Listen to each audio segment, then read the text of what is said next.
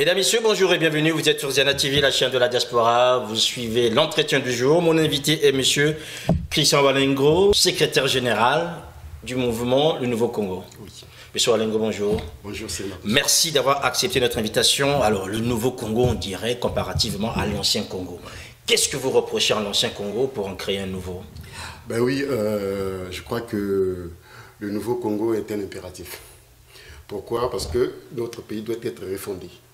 Donc nous envisageons la refondation de ce pays, de cette république d'abord, du fait de son histoire sulfureuse, de nombreuses instabilités politiques qu'elle a connues. Donc ici, il s'impose aujourd'hui à nous, la nouvelle classe politique, de refonder cet État qui a été largement longtemps abîmé. Concrètement, dans le Nouveau Congo, je rappelle juste que le Nouveau Congo, c'est le nom de votre mouvement politique. Oui. Le Nouveau Congo vous apporterait quoi, par exemple, dans la gouvernance? Dans la gouvernance, vous savez, dans une société, la base, d'abord il faut commencer par la base d'une société, c'est la régulation sociale. Qui dit la régulation sociale, ça veut dire la mise en place de droits. Donc, nous, en fait, dans notre programme, ce que nous envisageons pour créer ce nouveau Congo, ce nouvel État, c'est la mise en place de l'État de droit. Ah ben, tout le monde dit aujourd'hui que l'État de droit, si vous entendez M. Okongakala pérorer tous les jours sur tous les Congos, disent voilà, le Congo est État de droit. Pas du tout, pas du tout. Je parle de l'État de droit, pas dans un sens doctrinaire, non. Je parle de l'État du vrai État de droit. Qui consiste à l'autolimitation de l'État.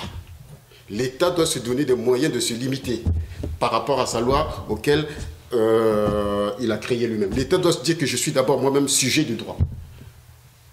De toute façon, l'État, c'est un sujet de droit public. Donc c'est ça. Ce qui se passe au Congo, c'est quoi? Quand vous parlez de M. Okongakala, avec des arrestations arbitraires, avec des abus de pouvoir que nous constatons, ça montre que l'État est au-dessus des lois. Or, l'état de droit veut dire que l'État soit soumis à la loi. Et c'est notre philosophie. C'est ça, en fait, la clé, la base de notre programme. Et c'est ça qui sera à la base, même qui sera le fondement de la refondation du Congo. Un État de droit. Et sur le plan social, parce que quand on constate aujourd'hui le chômage auquel sont confrontés les jeunes Congolais, quand on voit quasiment la paupérisation de la société congolaise, alors que le pays est assis, comme on dit souvent, sur du pétrole, avec tout ce que c'est là comme une manne, qu'est-ce que vous ferez, vous, au Nouveau Congo? Ben oui, vous me rejoignez là. Tout ça pour que tous les autres secteurs, les autres secteurs sociaux,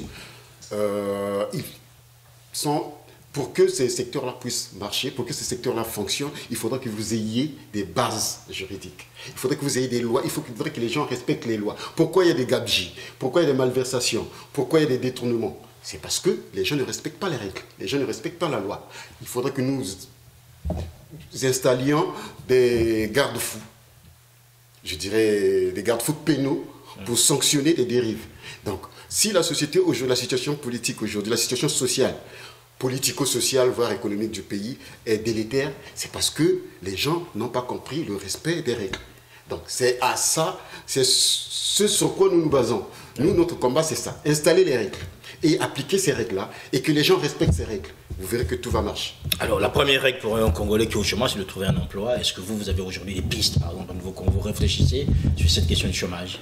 Oui, écoutez, les politiques économiques que nous avons dans notre programme, nous l'avons d'ailleurs exposé dans notre dernier colloque. Nous avons plusieurs projets. Nous voulons sortir, je vais vous dire déjà, nous sommes dans la sociale libérale. Moi, personnellement, je suis beaucoup plus d'une approche keynésienne. Donc, c'est-à-dire qu'il faudrait que l'État, c'est pourquoi je reviens toujours sur l'État de droit, il faudrait que l'État intervienne, régule tout ça. Donc, nous sommes pour l'interventionnisme. Quand l'État intervient, ça veut dire que le plein emploi viendra par rapport à quoi? Le plein emploi viendra par rapport à la politique installée par le gouvernement qui puisse créer, comment dirais-je, en fait, favoriser les investissements et que les investisseurs arrivent et pour qu'ils créent des emplois. Mais si nous voulons rester dans la logique actuelle ou dans la politique actuelle qui consiste à placer des gens sans respecter les règles, à placer les gens sur des bases, sur des affinités, je dirais, sur la solidarité mécanique, soit sur l'ethnie, sur des amitiés, ça ne marchera pas. Donc, pour ça, nous avons une politique keynésienne. C'est ce que moi je propose. C'est ce que nous proposons. Donc un État fort, un État interventionniste, un État... Pas un État, oui, pas un État gendarme. État fort, dans une certaine mesure, pour des gens, c'est un État gendarme. Non.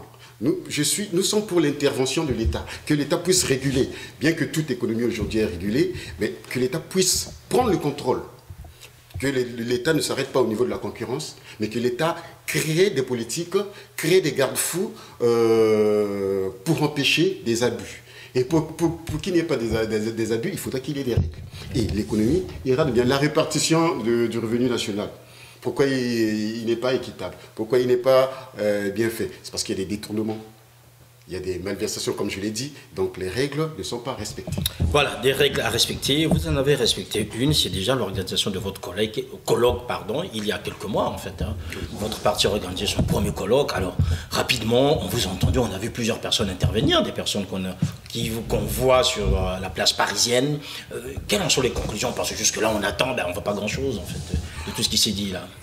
Oui, écoutez, nous avons eu l'honneur de recevoir plusieurs personnalités du monde politique de la diaspora congolaise, du monde politique congolais de la diaspora, notamment le grand frère Guy Mafimba, le grand frère Marc Mapingou, le président Moulé et bien d'autres.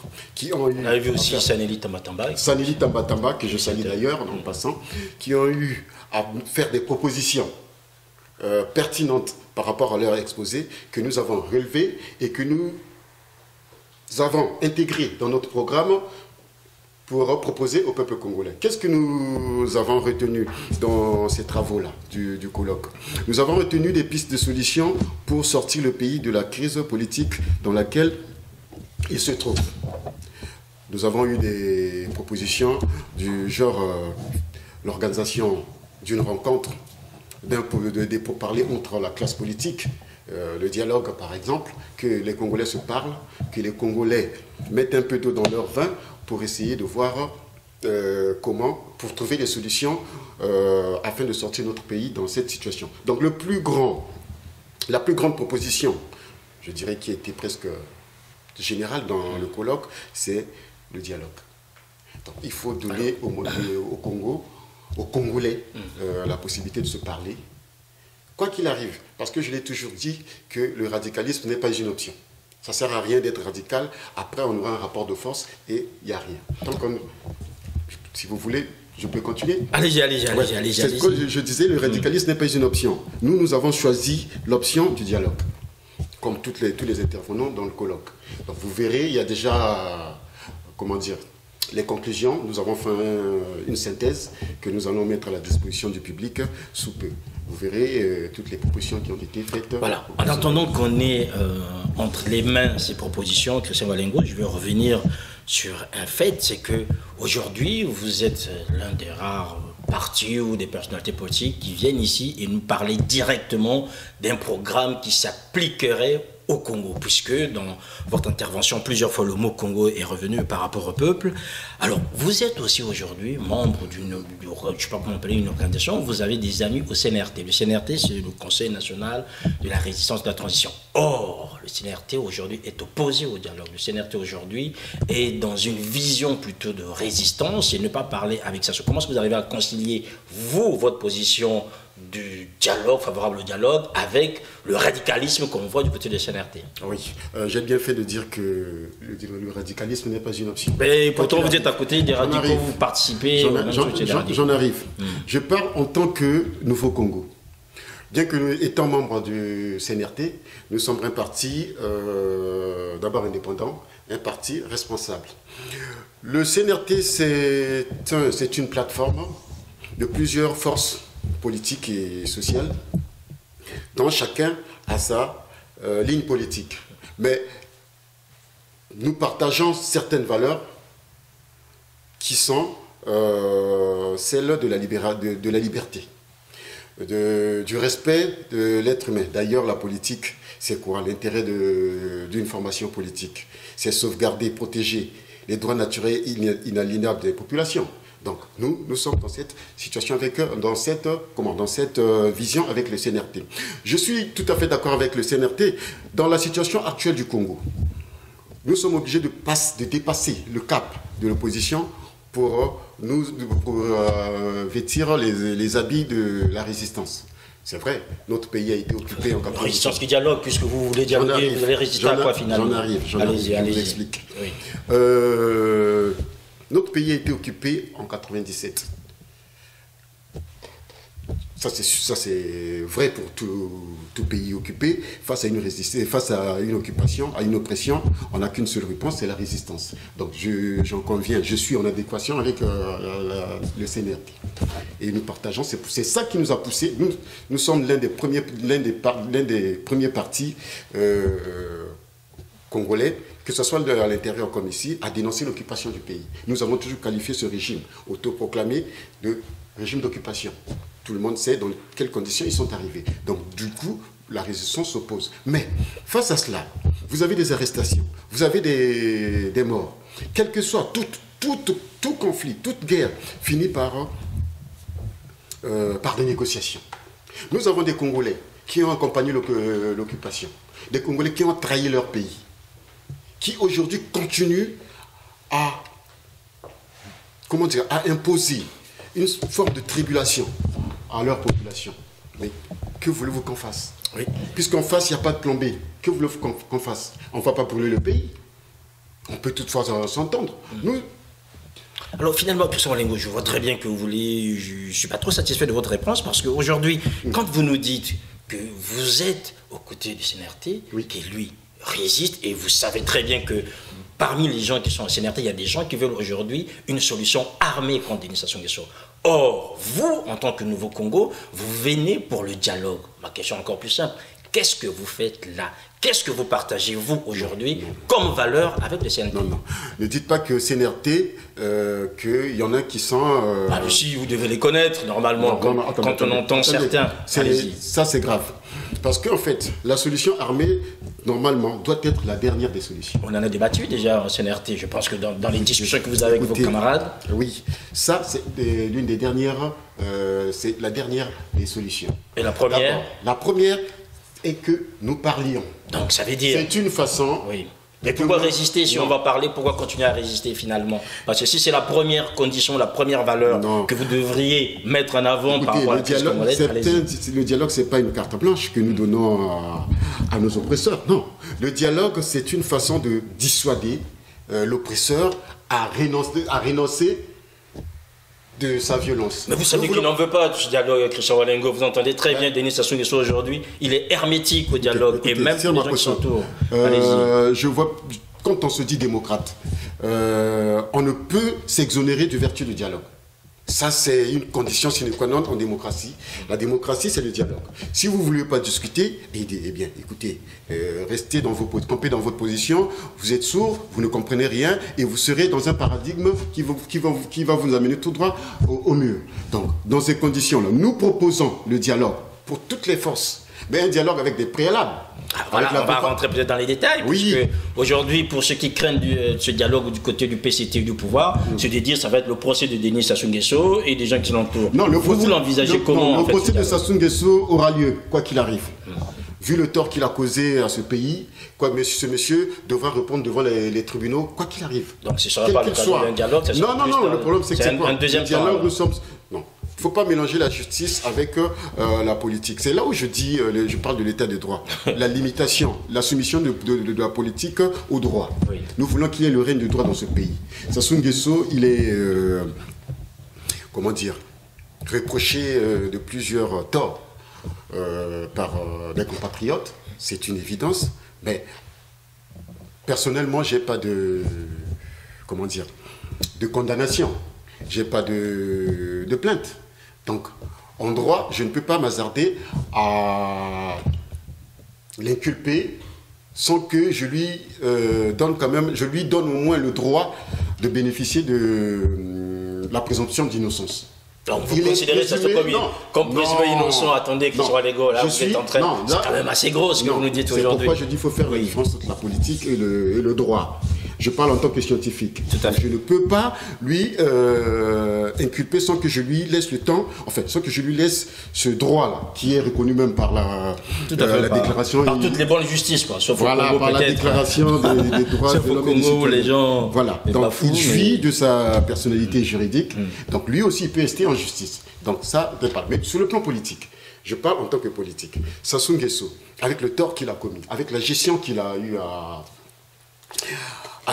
sa gestion du pays, nous avons beaucoup de choses à lui reprocher. Oui. Il n'échapperait pas certainement aux tribunaux. C'est pourquoi je dis, quoi qu'il arrive, Sassou Nguesso sera traduit devant les tribunaux. Alors, quoi qu'il arrive, si vous permettez, Christian Walengo, nous avons reçu ici sur ce plateau, à votre place, en fait, un ancien ministre de la Justice, M. Ouabary, qui lui explique, si demain il y a dialogue, il faudra une amnistie générale pour permettre à ce qu'on puisse absoudre toutes les fautes et qu'on reparte sur de nouvelles bases. Est-ce que vous concédez, en fait, à monsieur... Mais non, ça sera fait lui à l'impunité. Non. Les droits humains ont été bafoués. Au nom de l'intérêt supérieur de la nation, disait M. Ouabary. Du tout. Nous parlons de dialogue dans un cadre politique. Nous voulons que les politiques se parlent pour apaiser la situation, pour décrisper le climat dans le pays. Donc pour vous, pas d'amnistie, hein? C'est-à-dire que si dialogue il y a, chacun répondra de ses fautes ou encore de ce qui sera reposé. L'amnistie, on ne peut pas refuser l'amnistie à quelqu'un. Cela dépendra du cadre que nous allons... ça sera encadré par les conclusions ou les clauses du dialogue. C'est très intéressant ce que vous dites, parce que quand on entend aujourd'hui, M. Ouabary est avec vous dans le combat sur la place parisienne, et peut-être pas au CRT, mais il est aussi dans ce combat sur la place parisienne pour libérer le Congo, pour changer ses institutions, sauf que lui, il explique que si aujourd'hui Sassou est plus ou moins hermétique au dialogue, parce qu'il ne sait pas quel serait son sort. Or, pour qu'il puisse ouvrir les portes du dialogue, il faudrait peut-être déjà aujourd'hui qu'il y ait des gens, un peu comme lui, qui disent d'emblée, mais voilà, M. Sassou, convoquez le dialogue, vous partirez en paix. Attendez, supplier Sassou, c'est-à-dire que c'est incongru, je ne comprends rien là, c'est vraiment trop confus. C'est-à-dire que supplier Sassou de dialoguer, c'est ce qu'il veut dire.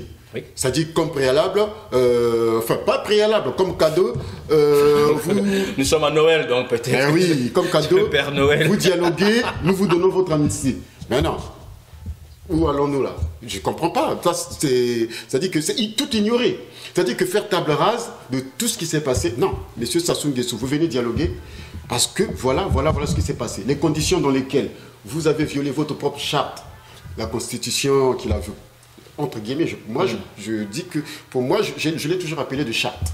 La charte de 2002 qu'il a violée et qui nous a octroyé encore une autre en novembre dernier, en 2015. C'est déjà une faute. Quand on se donne des règles, on doit les respecter. Et puis, là, le hold-up électoral.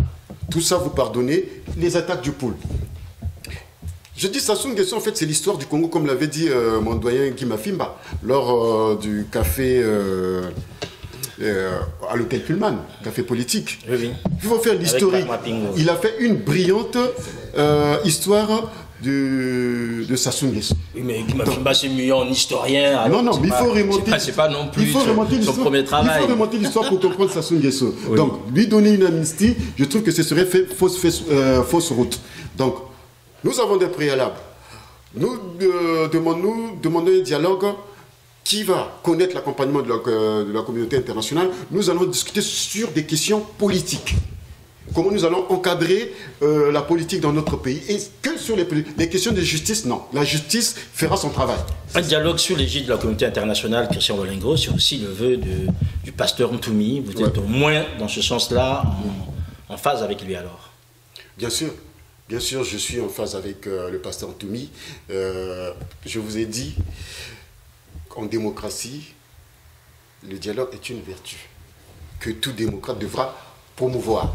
Donc le pasteur Ntoumi, qui est dans la résistance, qui applique d'ailleurs l'article 2 de la Déclaration des droits de l'homme et du citoyen de 1789, c'est-à-dire la résistance face à l'oppression, a tout à fait raison. Sassou Nguesso, le pouvoir actuel, les dialogues qu'il a organisés, ils sont sans suite. Il n'y a pas de suite. Il n'y a pas de suivi. Mais avec la communauté internationale, on a un gage, c'est-à-dire un crédit de suivi. C'est la communauté internationale qui pourra faire peut-être le suivi de ce dialogue. Donc je crois qu'il a tout à fait raison. Je suis en phase avec lui.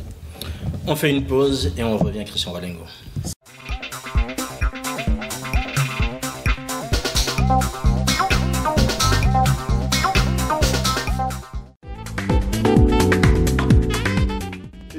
se veut il veut faire la promotion immobilière au Congo. Et donc nous proposons de vendre, de construire des maisons, des appartements que nous voulons effectivement vendre principalement beaucoup plus en fait à la diaspora congolaise. Donc 5 400 c'est le prix d'un studio, réalisé à Brazzaville ou bien à Pointe-Noire. D'accord.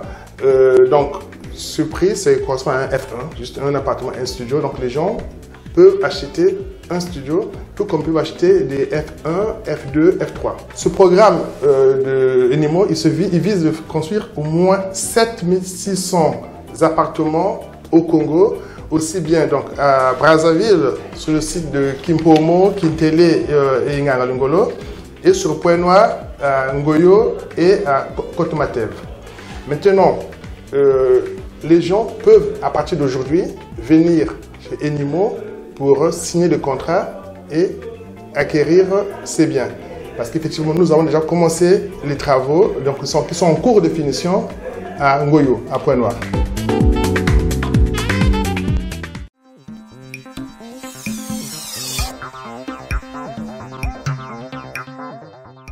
Voilà, de retour sur ce plateau, mon invité bien sûr, M. Christian Walengo, qui est le secrétaire général en fait du parti Le Nouveau Congo, qui est donc une organisation politique ici au sein de la diaspora. M. Walengo, au niveau de l'actualité, alors il se passe pas mal de choses. Vous avez vu défiler chez Clément Mwamba, le Premier ministre congolais, deux personnalités politiques, M. Nzon et Kolela. Qu'en dites-vous déjà? Est-ce qu'on est là dans une bonne démarche, puisque vous plaidez pour le dialogue? Est-ce que là, c'est déjà une bonne démarche pour qu'on arrive à cet esprit du dialogue?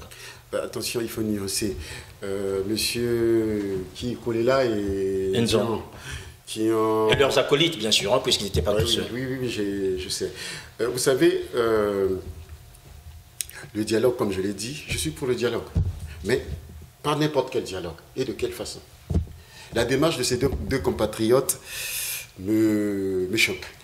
Comment? Pourquoi? Dites-nous tout. Pourquoi ça vous choque? Puisqu'ils sont allés aussi dans cet esprit de pouvoir dialoguer en fait avec le pouvoir. C'est pourquoi je dis dialoguer, oui, mais dans quel sens? Ils sont pas. Monsieur Ndian, par exemple, il n'est pas allé voir Monsieur Mwamba pour dialoguer. J'ai suivi son interview. Qu'est-ce que M. Ndian nous raconte dans son interview? Il dit que nous, les dirigeants politiques qui ne sommes pas au gouvernement, nous sommes venus voir ceux qui gouvernent pour avoir des éclaircissements sur ce qui se passe au pays. Mais qui ignore que M. Ndian n'est pas au gouvernement? Voilà. Ndian et tous ceux qui l'accompagnaient, toute sa suite. J'ai suivi ce que M. Ndian a dit. Mais M. Ndian, lui, c'est quoi? M. Ndian, sa logique, c'est quelqu'un qui a été toujours dans le déni de ce régime, dans le boycott total. Il a toujours théorisé le boycott des élections organisées par ce régime. Jusque-là, on lui donne raison, puisqu'on voit que les autres contestent après avoir participé. Non, on ne lui donne pas raison, puisque le fait que lui-même y reconnaisse. Vous ne pouvez pas, c'est pourquoi je dis, ça c'est une schizophrénie, comment on appelle ça? Schizophrénie politique. Comment être dans le déni, régner, boycotter une élection, et à la fin légitimer les organes qui sortiront de ces élections. C'est une contradiction totale. Donc M. Ndian est en contradiction avec lui-même. Donc sa proposition, je suis pour le dialogue moi aussi, mais lui il est parti voir le Premier ministre Clément Mwamba pour avoir des éclaircissements sur la situation qui se passe au pays. C'est comme s'il n'était pas au courant de ce qui se passe au pays. Il voulait que Clément Mwamba lui dise. Lui qui ne reconnaît pas ses organes, il va encore consulter ces gens pour qu'on lui donne des explications sur ce qui se passe. C'est vraiment une contradiction totale. Venons-en à M. Kolela. Ben, il continue, il est dans sa logique. Laquelle? C'est de trahir le peuple. C'est-à-dire que... C'est un grand mot, trahir le peuple, on l'a vu. Lui qui est sorti deuxième de cette élection. M. Kolela, d'ailleurs, il a entériné l'imposture. Vous le savez, dès les premières heures. Dès les résultats, M. Kolela a pris acte des résultats publiés, proclamés par la Cour constitutionnelle. Mais il devrait intenter une action Cour africaine. J'en arrive. Oui. Dans la logique, dans la suite, M. Kolela est parti. Il a engagé la saisine de la Cour constitutionnelle. Pour lui, c'est l'organe suprême de son pays. Il est légaliste, respectueux des lois de son pays. Donc, il doit suivre la démarche normale. D'où la saisine de la Cour constitutionnelle. Mais M. Kolela, après l'arrêt de la Cour constitutionnelle, que lui, puisqu'il dit qu'il est légaliste, il respecte les lois de son pays, il sait que les arrêts de la Cour constitutionnelle ne subissent aucune contestation. et ils sont irrévocables. Donc ils ont la valeur de la chose jugée. Donc on ne peut pas, dans un pays, on se dit légaliste,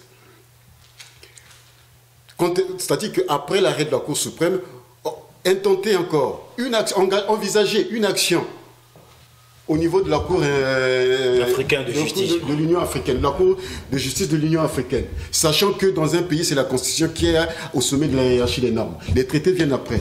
Qui dit que les traités de l'Union africaine sont supérieurs à la Constitution congolaise? C'est faux. Pour qu'un traité soit reçu dans un pays. Voilà, vous nous dites donc qu'il trahit, qu'il continue sa logique de trahison, c'est ça? Il continue donc, M. Kolela n'a pas compris. Je dis, c'est Ndian qui n'a pas compris sa démarche. Mais Kolela, il est dans sa... C'est une suite logique pour Kolela. Lui, il a entériné l'imposture. Lui, il a entériné le hold-up électoral. Lui, il conteste, il va voir la Cour constitutionnelle, il conteste la Cour constitutionnelle pour aller à la Cour africaine de justice. Ce qui est une aberration. Parce que il sait que ça n'aboutira à rien. Je comprends. Oui, allez, je comprends très bien. Le dialogue que nous proposons, ce n'est pas dans la démarche de ces deux compatriotes. Mais quelle est la différence entre le dialogue qui serait le vôtre et celui auquel prétendent M. Kolela Nzon? Monsieur Kolela et Ndian ne sont pas, je vous ai dit, ils ne sont pas partis pour le dialogue. Monsieur Ndian qui est parti chercher des éclaircissements chez Clément Mwamba. Monsieur Kolela est parti, il dit que ses mandants lui ont mandaté pour venir voir Clément Mwamba qui lui donne des garanties de sécurité pour les populations qui sont là. Vous voyez le dialogue là. Ils ont reconnu la légitimité de ces autorités. Ils sont venus vers eux pour qu'ils leur garantissent la sécurité. C'est ça qu'on est là. Et Ndian, c'est quoi? Ndian, c'est les éclaircissements. Donc, ils ne parlent pas de dialogue. Et ils ont entériné l'imposture et ils sont dans cette logique-là. Ils se sont rendus à l'évidence. Donc, ils sont réalistes pour eux.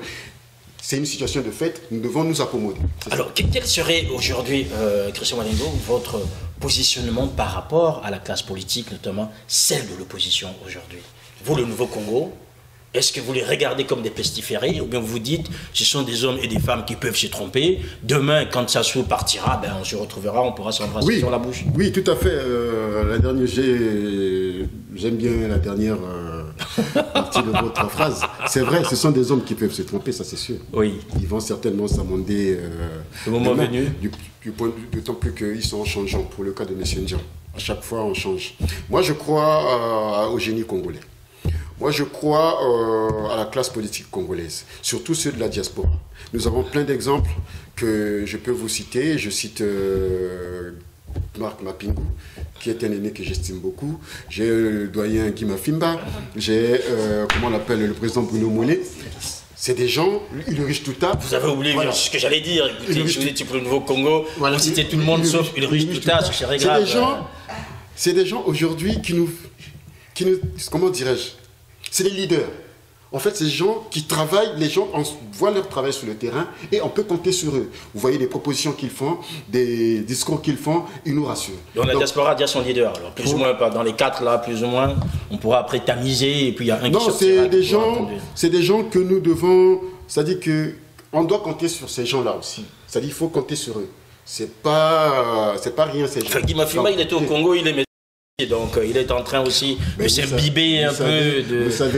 Vous connaissez l'oppression, ce qui se passe dans un régime d'oppression. Oui, mais c'est juste pour vous dire, aujourd'hui vous donnez de la valeur aux gens qui sont ici. Maintenant, sur place, vous avez qui exactement pour reprendre la main?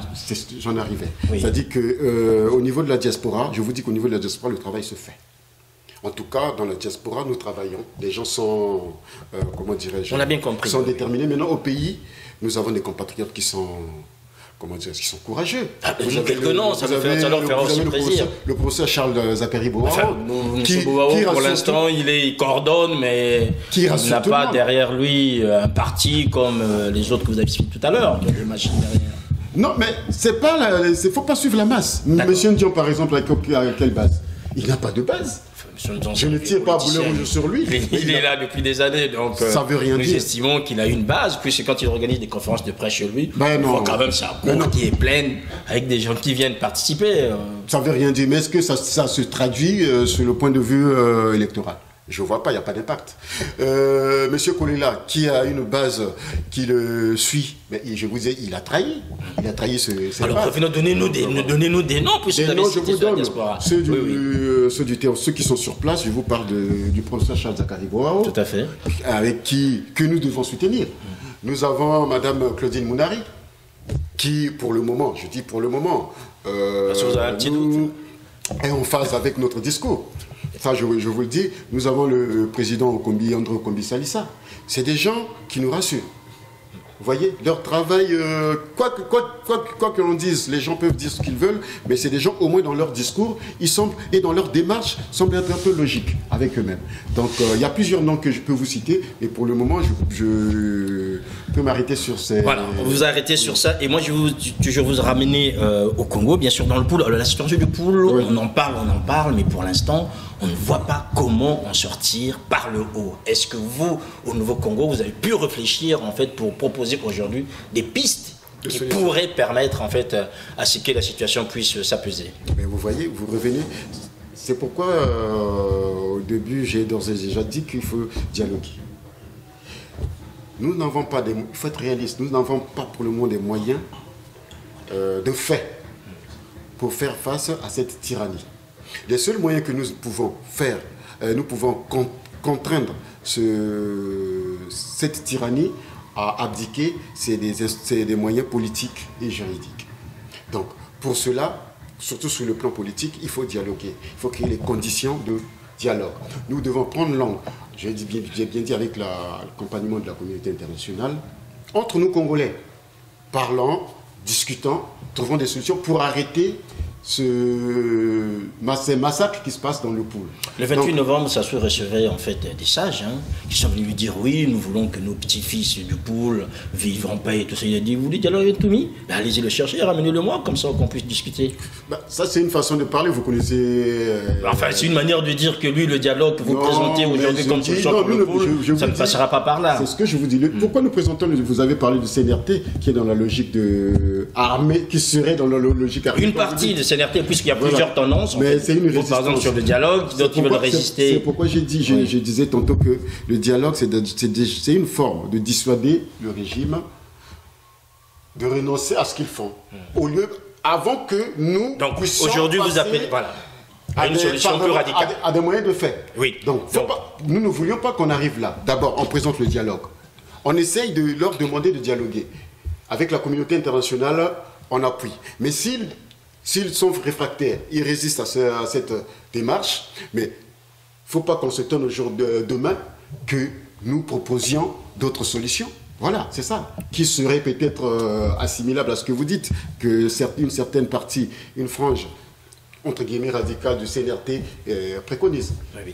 Alors, Monsieur Walingo, on va avancer, on va revenir en France, puisque c'est le pays qui nous accueille, avec une actualité politique aussi, quand même assez intéressante. François Hollande, que les Congolais ont accusé à tort et à travers d'avoir trahi le pays, qui a donné l'autorisation à Sassou pour faire son référendum. Aujourd'hui, il n'est plus partant. Êtes-vous satisfait finalement du fait qu'il ne puisse pas refaire un mandat? Non, il n'y a pas question de...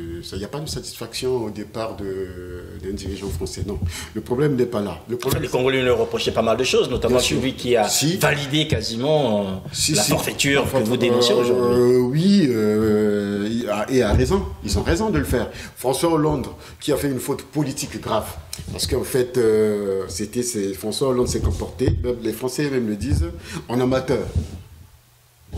François Hollande a installé un amateurisme au niveau de la gouvernance française et ça lui a coûté son échec.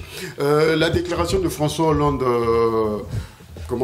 de l'année dernière, où il n'autorisait pas. Il n'autorisait pas. Non, pas à Dakar. C'était avec le président, je ne sais pas, président ouest-africain. Tout à fait, oui. Où il reconnaissait à Denis Sassou le droit de consulter son peuple. Mais François Hollande est sans ignorer que dans une autocratie, il n'y a pas de démocratie. Dans une autocratie, on impose au peuple. Pourquoi? Je sais pas. Donc pour vous, bon débarras, en fait, du fait qu'il soit parti, à la limite, ça arrange les affaires du Congo maintenant. Non, ça n'arrange pas les affaires du Congo. François Hollande a payé de son incompétence. Alors, comment continuer aujourd'hui à gérer la question congolaise, puisque les nouveaux acteurs, vous les voyez? Nous devons prendre langue avec les... je dis pas nous devons, mais je propose que nous prenions langue avec les politiques français, les dirigeants.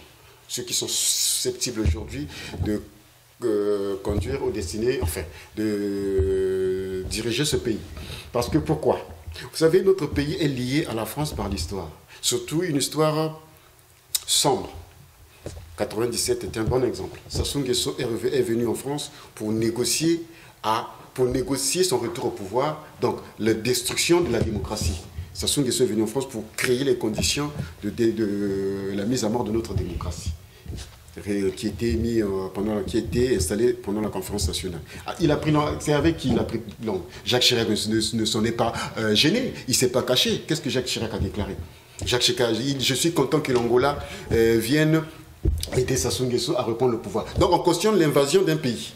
C'est la France. François Mitterrand, revenons un peu, je vais terminer. Revenons un peu en arrière. C'est grâce à François Mitterrand que nous avons eu la conférence nationale, avec le discours de la banque. Il a été catégorique, direct. Mais vous venez avec François Hollande, voilà la maladresse commise par François Hollande, nous a coûté cher. Donc nous ne pouvons pas laisser la France, nous ne pouvons pas nous exonérer de la participation française par rapport à la situation de notre pays. Nous devons créer des lobbies, nous devons créer des conditions de dialogue avec les autorités françaises. Maintenant, qui ne sont pas encore aux affaires. C'est maintenant qu'il faut que... je conseille même aux gens d'aller les voir. Est-ce qu'au Nouveau-Congo, vous faites aussi des démarches un peu comme celle-là? Oui, nous, on a pris est-ce qu'aujourd'hui, vous travaillez dans ce sens-là? Nous avons pris le devant depuis. Je vais vous faire une confidence. J'ai été dernièrement invité par Marine Le Pen du Front National. Nous avons discuté après son retour de Mayotte, la semaine dernière à Paris. Nous avons discuté et elle nous a dit ce qu'elle pensait de notre situation. Oui. Mais là, nous préconisons une démarche vers les Républicains, donc notamment avec François Fillon. Nous allons faire le tour des dirigeants français et nous conseillons aussi à d'autres compatriotes de discuter avec ces Français, de leur dire ce qui se passe réellement dans notre pays. Nous avons une oppression, nous avons une autocratie, nous avons une tyrannie auquel nous devons arrêter. Pourquoi la France permettre le dialogue en RDC, où la situation n'est pas aussi délétère que chez nous, où chez nous l'imposture s'est installée, et ne pas le faire chez nous. Donc c'est ça. Donc si je comprends bien, Christian Walengo, dans votre démarche aujourd'hui, vous avez plus confiance en Marine Le Pen qu'en Valls ou encore en Fillon par exemple? Marine Le Pen, oui, on a confiance à elle. Pas plus, je ne dis pas plus que les autres. Marine Le Pen, si aujourd'hui vous avez cité en premier, c'est la première personne que nous avons rencontrée. Oui. Pour vous, le Front National aujourd'hui, malgré ce caractère sulfureux, serait en fait le bon interlocuteur sur la situation congolaise. C'est ce qui apparaît sur le terrain. Le Front National, essaye de... Je ne peux pas dire qu'ils sont plus que les autres, mais le Front National dit les choses clairement. Est-ce qu'il ne faut pas de la récup parce que le Front National n'est pas au pouvoir, ils n'arriveront pas non plus en 2017 au pouvoir. Est-ce que là, Qui sait? Écoutez, les choses... En France disait quelqu'un sur ce plateau, Bédel Baouna, que ceux qui arrivent au pouvoir, ce sont des grands partis. L'effet Trump, sans doute, mais aujourd'hui, l'effet Trump, sans vous connaître peut-être sur l'effet Trump, mais la réalité, le Front National n'est pas au pouvoir. Comment est-ce que vous pouvez miser sur un parti qui est d'abord raciste, xénophobe, et qui, pour vous, va porter les valeurs pour libérer le Congo? L'analyse politique doit se faire par rapport à l'histoire d'un pays. Oui. Vous m'avez parlé de la 3e et la 4e République. Vous savez les forces qui étaient au pouvoir à l'époque. Le parti, le PCF français, qui est un parti qui est à la dérive. Voilà, je vous explique. Mais les données changent. Nous avons plusieurs paramètres qui expliquent que le Front National, depuis 1983, vous pouvez me retracer sa ligne, mais le Front National ne fait que évoluer, progresser. En xénophobie surtout, parce que ça n'a pas changé. Nous avons entendu Madame Le Pen. Si vous commencez à défendre le Front National, je ne défends pas bien. Non, merci par rapport à votre positionnement. Mais moi, ce que je dis, la réalité est celle-là. Madame Le Pen encore demandait que les enfants des immigrés ne puissent pas aller à l'école. Si vous cautionnez... Je vais vous dire. Allez-y. En politique, il existe ce qu'on appelle le populisme. C'est-à-dire qu'on dit ce que les gens veulent écouter. Ça, c'est le discours populaire. Est-ce que nous vous dites pas ce que vous voulez écouter? Ça aussi, ça dit que ça peut aussi aller dans les deux sens. Aujourd'hui, les Congolais qui vont les voir. J'ai partagé avec elle en aparté. Mais je suis d'accord avec vous. Politiquement, nous avons discuté sur des sujets très précis sur le Congo. Je vous dirai, vous ne direz pas que François Fillon est dangereux par rapport à son programme, si vous voyez bien. Mais ce que vous dites, ce que vous reprochez à Marine Le Pen, mais tout le monde le fait, le système le fait. Ils sont dans le système, je n'emprunte pas leur discours. Mais je dis, on traite, moi en tant que scientifique, je dois analyser la situation d'un pays par rapport à son histoire. Moi j'ai connu l'ancien régime en France, j'ai étudié l'ancien régime en France, j'ai étudié les anciennes républiques. La première, la deuxième, surtout la troisième et la quatrième république. Je sais comment ça a fonctionné et nous sommes presque dans la même situation avec la cinquième république. D'où certains demandent même, que ce soit à droite ou à gauche, la création d'une sixième république. C'est surtout Montebourg qui est... Voilà, donc il faut revoir cette constitution qui a été amendée à plusieurs fois. Vous ne direz pas que De Gaulle en 1966 était populiste. Pourtant, c'est vrai. De Gaulle était populiste. Il a posé des conditions aujourd'hui que le Front National théorise. Donc le Front National est un parti gaulien, alors gaulliste ou comme on dirait. Je ne dis pas cela. Enfin, je ne sais pas si on arrive plus ou moins à trouver des arguments chez De Gaulle. Vous avez le discours de Bayeux. Oui. De Gaulle a imposé à René Coty, pour que je revienne à la présidence du Conseil, il faudrait que vous faites ceci, c'est le prêcher de la France. Le nationalisme pour De Gaulle, c'était une option. De Gaulle se battait pour la France et pour l'intérêt des Français, que pour la France. C'est pas pour rien que De Gaulle utilisait le peuple de France, pas le peuple français, mais c'est après qu'il a utilisé le peuple français. Parce que la nation française comme telle n'existait pas, vous le savez. C'est une nation forgée. Donc c'est subjectif, ça on le sait. La vraie nation, c'est la nation allemande. De manière rationnelle. C'est ça, et même les Français le disent. Ça, c'est scientifique, c'est prouvé. Donc, vous accusez Madame Le Pen. Je ne l'accuse pas, je vous donne les faits tels qu'on les constate aujourd'hui. J'ai eu à discuter avec elle. Oui. Moi, je ne juge pas les gens par rapport aux médias. Madame Le Pen libérera le Congo. Non, du tout, je n'ai pas dit ça. J'ai dit, nous faisons le tour des politiques. Oui. Nous irons chez François Fillon. C'est bizarre que vous ayez commencé que par le Front National, parce que vous aurez pu me dire que vous avez rencontré le député de votre circonscription. C'est le parti qui nous a ouvert sa porte. Aussi généreusement. Le premier, ça porte. Oui, aussi généreusement. Vous n'êtes pas les seuls, c'est vrai que c'est vrai. Puisqu'on sait aussi qu'il y a d'autres organisations aussi au sein de la diaspora qui sont tirées par les sirènes du Front National, Oris par exemple, avec lesquels... Non, pas par des sirènes. C'est-à-dire que les Oris, en tant qu'organisation politique, ils discutent avec des politiques qui peuvent l'écouter, qui peuvent les écouter. Mais pour l'instant, il n'y a que l'oreille du Front National qui est dressée vers le Congo. C'est ça qui est, quand même troublant. Ils nous ont ouvert leurs portes, on ne va pas les refuser. On va s'engouffrer, on ouvre une porte, on s'engouffre. Non, puisqu'aujourd'hui, une bonne partie de la classe politique congolaise ne jure que par le Front National. Du tout. Vous n'êtes pas le premier, bien sûr, puisqu'on voit les gens... Pas du tout. C'est-à-dire que nous, on ne représente rien dans l'électorat français. On ne fait pas partie du... Comment dire nous sommes... On s'affiche déjà en tant que Congolais. Donc, on n'a rien à voir avec... mais le problème, c'est que nous pensons que l'histoire de notre pays, l'héritage que nous avons dans notre pays est vraiment lié à ce pays et par ses dirigeants. Alors, pour terminer sur un peu cette parenthèse Front National et politique congolais ici au sein de la diaspora, est-ce que vous êtes aussi dans l'esprit par rapport à ce qu'on a entendu notamment durant les manifs, au moment fort des manifs, où les Congolais appelaient à voter Front National en 2017? Est-ce qu'aujourd'hui, vous, au Nouveau-Congo, vous portez aussi ce discours je crois que sur le vote Front National 2017? Je vais déjà, primo, raisonner en tant que respectueux du droit. Je crois que le droit de vote est un droit fondamental. Donc, tout citoyen d'un pays est protégé par sa constitution quant à ce droit. Donc, je ne peux pas imposer le vote à un citoyen. Vous ne l'imposez pas, mais vous avez entendu ce discours. Vous l'avez entendu. C'est un discours. Chacun dit ce qu'il veut, mais je ne vais pas m'opposer aussi à ça. Ils sont libres de dire ça. Oui. Mais le problème, c'est que le droit de vote de quelqu'un, on ne peut pas lui indiquer une couleur quelconque. Mais ce que je dis, notre démarche, ce n'est pas le Front National. Je vous ai dit que après, nous irons chez les Républicains.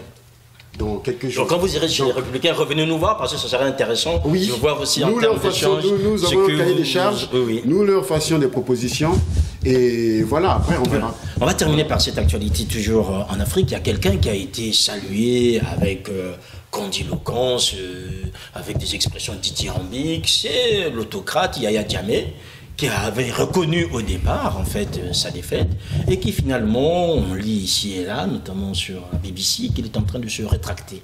Est-ce que vous pensez qu'on est allé trop vite, parce qu'on connaît quand même, vous parlez tout à l'heure de Sassou, on connaît quand même le CV de Yaya Jammeh, et finalement, du jour au lendemain, il s'est muté en grand démocrate que toute la planète a félicité. Or, chasser le naturel, mais il revient au galop. Oui, c'est vrai. Mais écoutez, Yaya Jammeh, qui était un autocrate, comme vous l'avez dit. Et Enfin, peut-être plutôt une autre expression, hein, je sais pas. Ben, c'est ça.